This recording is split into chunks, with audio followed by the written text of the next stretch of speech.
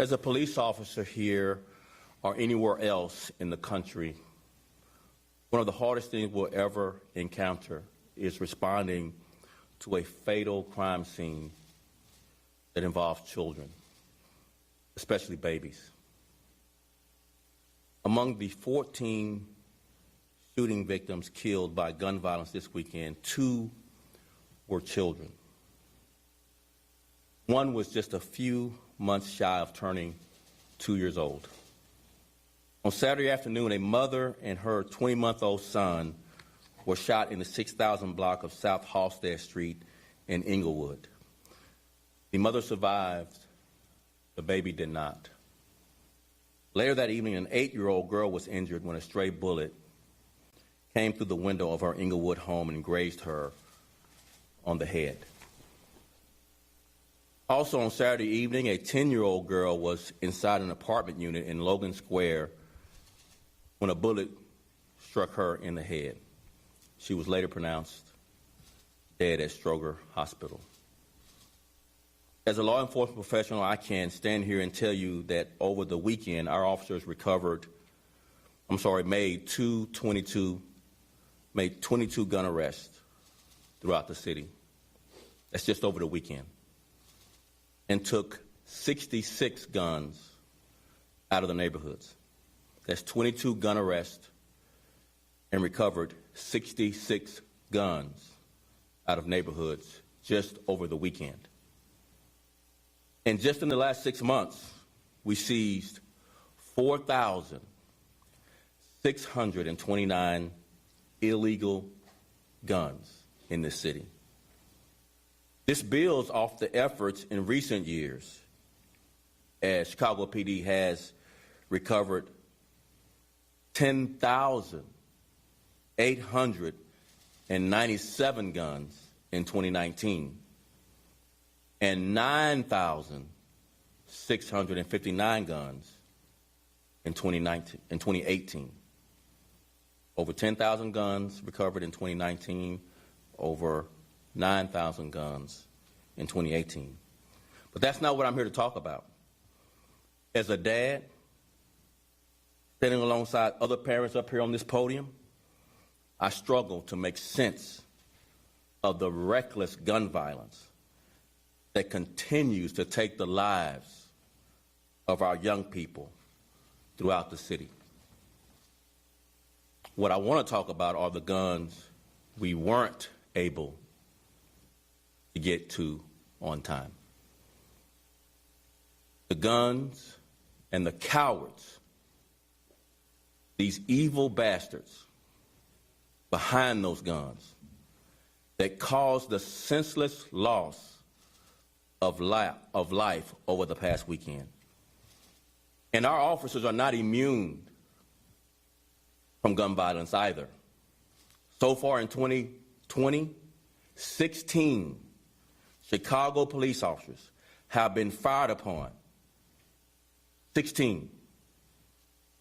4 officers so far this year have been struck by gunfire. Our officers are not immune to this. Like Chief Waller said on yesterday, when is it going to stop? When we have young, innocent lives lost. We all need to be outraged, all of us, by this violence. This is not just a problem for Inglewood or Humboldt Park or any other neighborhood plagued by gun violence. We cannot compartmentalize the violence that is tearing families and communities apart. We are all part of this city. We all see its beauty, and we can no longer turn a blind eye to the violence here. I am pleading, please help us bring these murderers to justice. We are tapping every resource at our disposal to ensure these killers never have the chance to get their hands on another gun and take another life. But make no mistake, as I said last week, and as I will continue to repeat, We cannot do this alone. We need the help of the entire criminal justice system, our city partners, and most importantly, our community members, to step up and not only help us identify these perpetrators of violence, but to keep them off our streets until they get their day in court, and to keep these violent offenders locked up and off our streets. The street corner open air drug market is the pipeline to shootings and murders in Chicago. UUW arrests are the precursor to violence in Chicago. Open air drug market arrests are the precursors to violence in Chicago. Electronic monitoring and low bond amounts given to offenders endanger our residents and flies in the face of the hard work our police officers put in on a daily basis to take them off the streets. This will make our community safer. I will continue to bring attention to the sheer number of repeat offenders who are given little to no jail time and low bonds and are placed on electronic monitoring that are not monitored by anyone and go on to commit more crimes. Like last week, Leroy Battle, who was arrested in August of 2018 for UUW and pled guilty and was sentenced to 18 months probation with special conditions. What did he do? He shot and killed 2 teenage boys on 79th and Luella on Father's Day weekend. With the help of our community members, we were able to charge Leroy Battle for these heinous crimes that robbed 2 teens of their futures. And I want to thank the residents again for their critical partnership. Open air street corners are the pipeline to shootings and murders in Chicago. UUW arrests are the precursors to Chicago's violence. Open air drug arrests are the precursors to violence in Chicago. When they have no consequence, violence continues. Who will stop?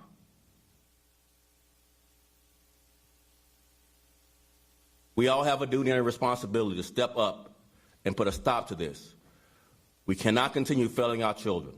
We cannot continue robbing them of their future they deserve. I keep hearing this. I've been here 8 weeks. You're new here, Superintendent. You're new here. I will never accept, never, this level of violence. Never. Someone knows something about the murders. If you have any information, reach out to our detectives. You can also provide information anonymously through cpdtip.com. That's cpdtip.com. Silence emboldens, empowers those who continue to terrorize our neighborhoods. Now is the time to stand up and say enough is enough. For God's sake, for the sake of Chicago's children, come forward with any information you have to help us solve these crimes. I'd now like to invite up Chief Dinahan to speak on the ongoing investigations into this weekend's fatal shooting. Brenda.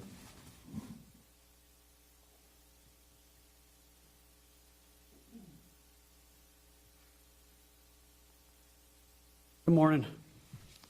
As the superintendent said, in order to solve these, we're going to need the help of everybody, including the community, because there's people out there who know who committed these acts, and we're going to need the information. So I know the superintendent already provided the website.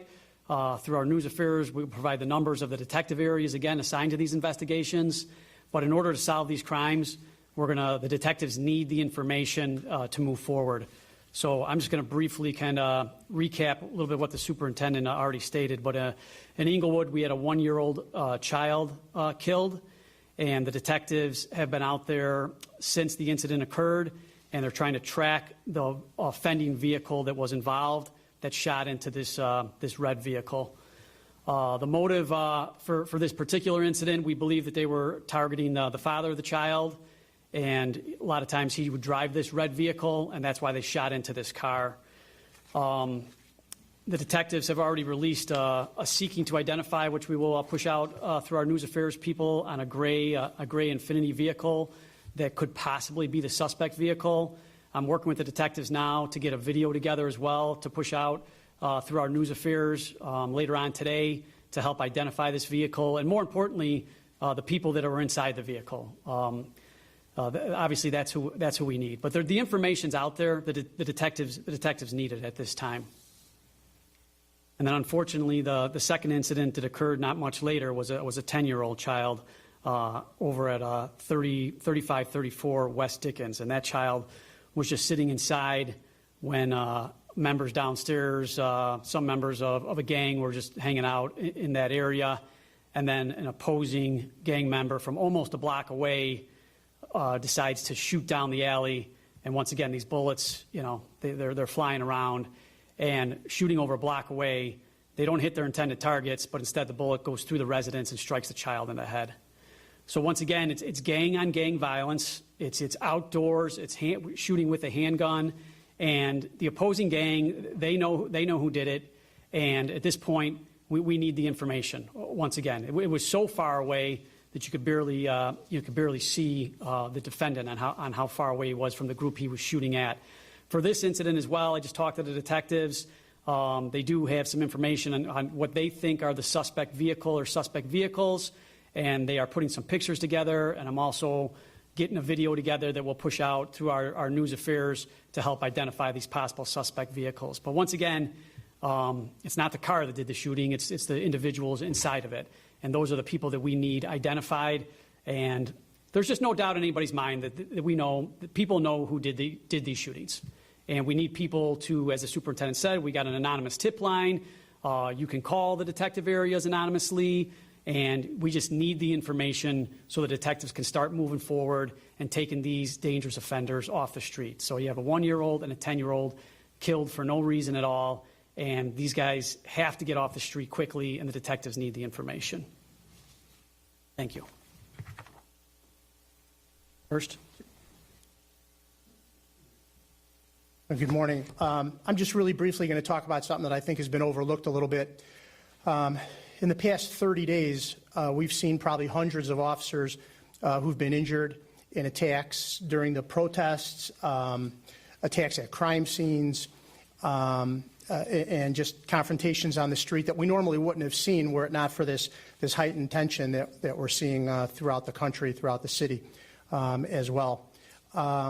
Layer on top of that, the recovery of these guns. Every recovery of these guns that you see on the table here is really an armed conflict between a police officer and a criminal who's armed with some pretty significant firepower, as you can see there, extended magazines, semi-automatic rifles. And then layer on top of that what these officers have seen with the deaths, the murders of young children, responding to these scenes, processing detectives that are processing them as well, our crime lab personnel, our evidence technicians, and it's a pretty significant mental drain on a lot of these officers. So this weekend I became aware of several postings actually on social media from officers who have been dealing with the additional stresses that we've seen that have come over the last 30 days between the protests, the firepower on the street, and in particular the incidents involving these young children. So we're really concerned about that. We're concerned about always their physical well-being, and sometimes their mental well-being gets overlooked. So this weekend, I directed all of our command personnel to personally reach out to the officers who've been involved in these incidents, whether they've been physically attacked or whether they've played a role in investigating the murders of these small children. And I've directed them to personally reach out to them. We have a lot of resources available within the department. Sometimes there's a resistance to utilize those resources, but I've ordered our command personnel to reach out to those officers and just check on them, see what they need. Basically, what I said is recommend the employee assistance program to these officers. If you think that they really need it, order it.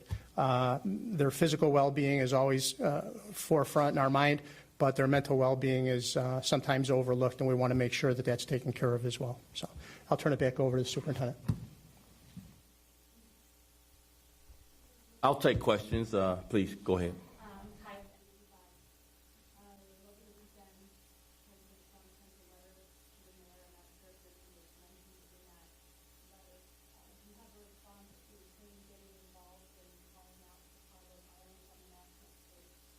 I wish I had time for political banter. I just don't have the luxury, given that the street corner open-air drug market is the precursor to violence in this city, and that we need to hold violent offenders in jail longer in this city to help protect our children.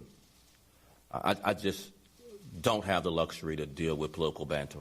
But is it the drug market, the precursor, or the lack of investment in those neighborhoods and all the things that protesters have been asking for in the recent weeks?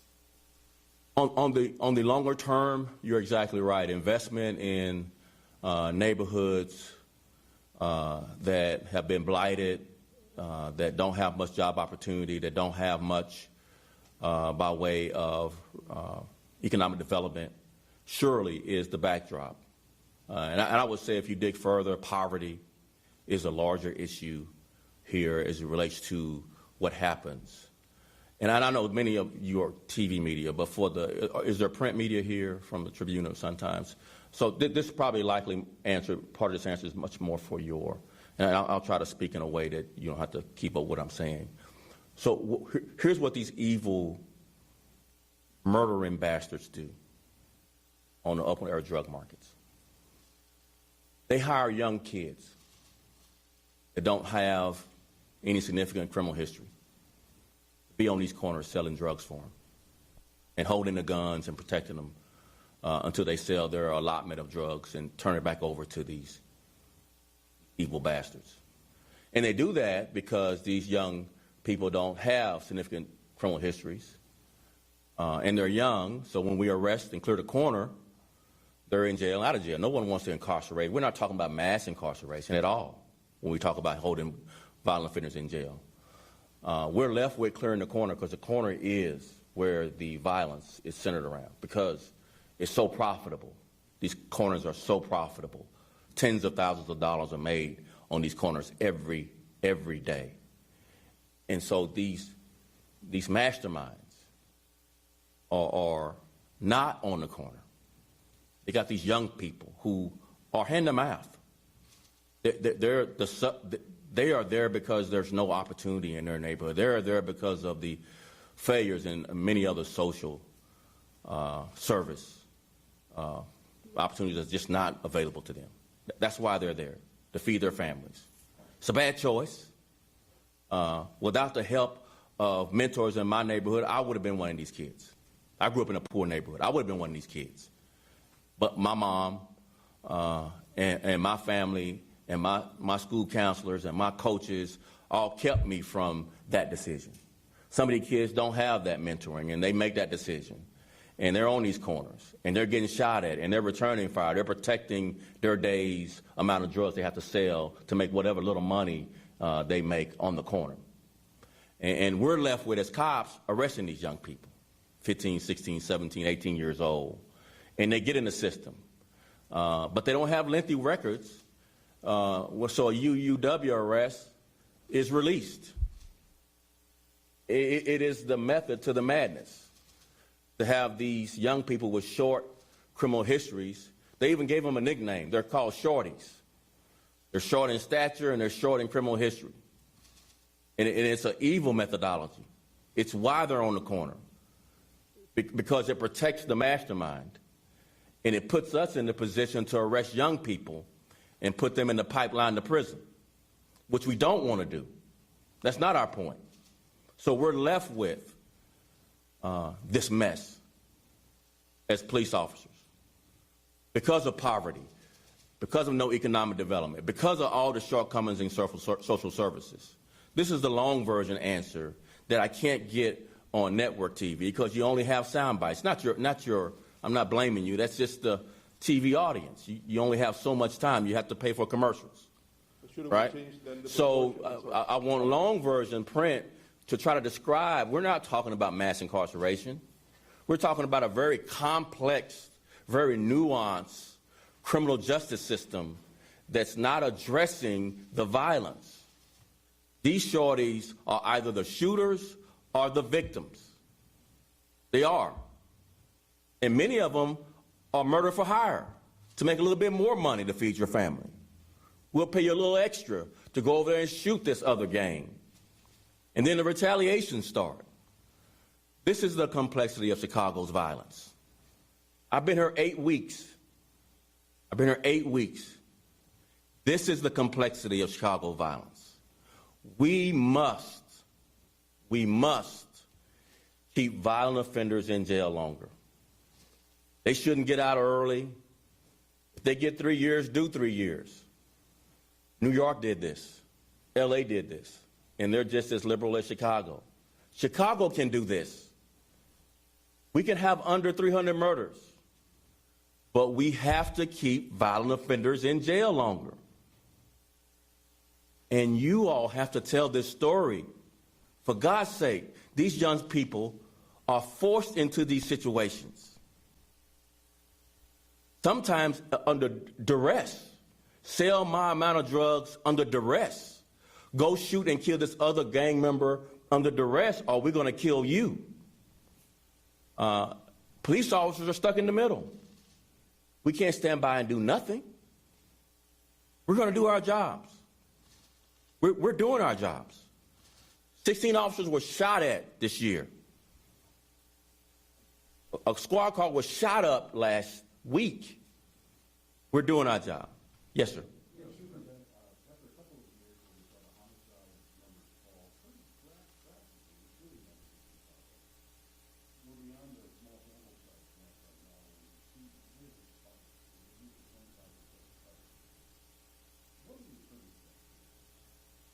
More people, there's an impact of COVID.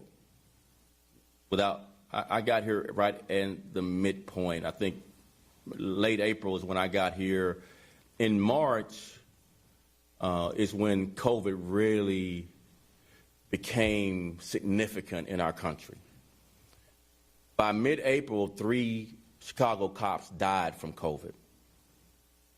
And the shock waves throughout this department and throughout the country were significant as it relates to what is COVID, will I take this back home to my family? And so there was a drop-off in police interactions with people, number one. Number two, because of COVID, our jail populations were affected because of the congregating in the jails. And so our jails decided to release more people so that they wouldn't be subject to the close quarters of a crowded jail. So more people were released either on bond, bail, electronic monitoring. So more people were released and less people were being held in the jail. 2. 3, our court systems are based on having juries. And because of COVID, we couldn't convene a jury. And so the criminal justice system shut down, except for Chicago cops. We kept working, we kept arresting people, and we kept recovering guns. But everything else came to a stop. And these murdering, evil bastards have taken advantage of these situations. That's why. Yes. Superintendent, you talked about the failures of electronic monitoring, low bonds, and little to no jail time. Are you speaking to one department or one director in particular? So I'm not into food fights. I know it sounds like I am. I just can't look away when especially these kids are being killed. I just can't look away without advocating for collaboration, meeting in the middle, instead of the extremes of we can't keep any of them in jail, let's keep some of them in jail. Let us make our case. Not mass incarceration, not all of them. I would have been one of those kids. So I'm not advocating for mass incarceration. I'm not pointing the finger. I've had great conversations with the state's attorney's office. I have had great conversations with the chief judge. And those conversations are continuing. And my hopes are that we make our case, for something different in Chicago by way of consequences. That's what I'm here saying. Not pointing a finger, not starting a food fight. I'm trying to make a case. Look at this table. 16 cops were shot at this year by these same evil people who killed a newborn baby. I'm trying to make the case that we have to have a different outcome when we make a UUW arrest or an open-air drug market arrest. Because these two types of arrests are the precursors to violence in Chicago. And right now, there's zero consequence to those arrests. I'm sorry, she was before you. She hadn't asked the question yet, then I'll come back.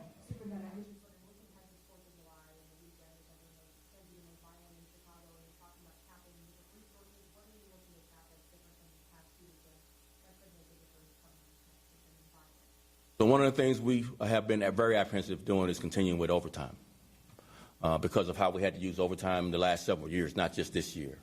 That there's a limit to how many hours people can work. And as police officers, you know, I've been a cop 33 years. Tired cops make mistakes. They do. This is not the time to make mistakes as a cop. This is not the time to be on a job tired and make mistakes. And I'm responsible for that on the number of hours they work. I'm responsible. And I lose sleep over the decision to work them for 12 hours without a day off. So we didn't do it last weekend. I didn't do it Memorial Day weekend for that very reason as well. This weekend, we're going to give them 1 day off. So we're going to have an additional 1,200 cops every day. Additional 1,200 cops every day starting Thursday through Sunday. And we'll be deployed throughout our hot spots.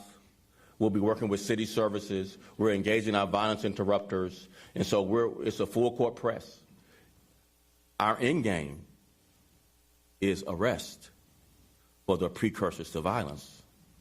So every day we're going to be clearing corners. Every day we're going to be clearing these drug corners to protect these young people from violence. But when we clear the corner, we're pleading with the court systems. Keep them in jail through the weekend. If we make arrests Monday, Tuesday, Wednesday, Thursday, we're pleading through the weekend at least. No, not for forever, through the weekend. Let's protect these young people who are a victim of their circumstances in many cases. They have no other opportunity. They're on that corner, but for mentoring, job, education. Some are personally responsible for that decision, but many are being manipulated by these evil masterminds in this drug market who are making tens of thousands of dollars a day from these corners. So, long version question, but I had 2 cups of coffee, so I'm on a roll. Let's keep going. Who's next? 2 more questions, and then we're going to wrap it up. Thank you. Oh, wait a minute. Hang on. Let me try to control this a little bit. Who has not had a chance to ask a question? So she has not, and you have not. So you 2 are the last 2. Okay? Yes, ma'am.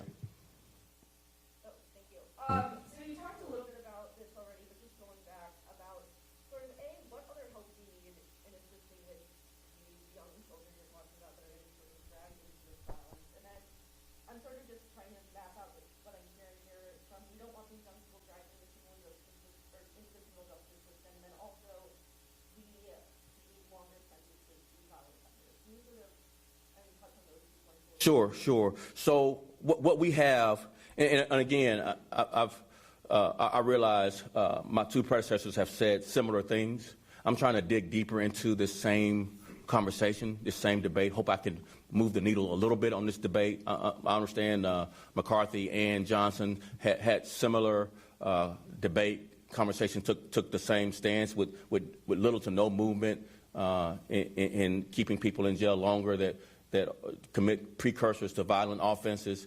So I will say this. We don't want to arrest these young people from these corners. We don't see that as significant impact on violence, because there's others that will come replace them. We realize the revolving door of this. There is an opportunity, because I'm really a community policing person. We're just faced with a lot of violence. In a COVID situation, you can't get out in crowds and really do a lot of community policing right now. What we have is that ride to jail with these young people. That time, and Chief Waller brought it up to me a couple of weeks ago, we need to start mentoring these young people on that ride to jail. But we have to offer them options.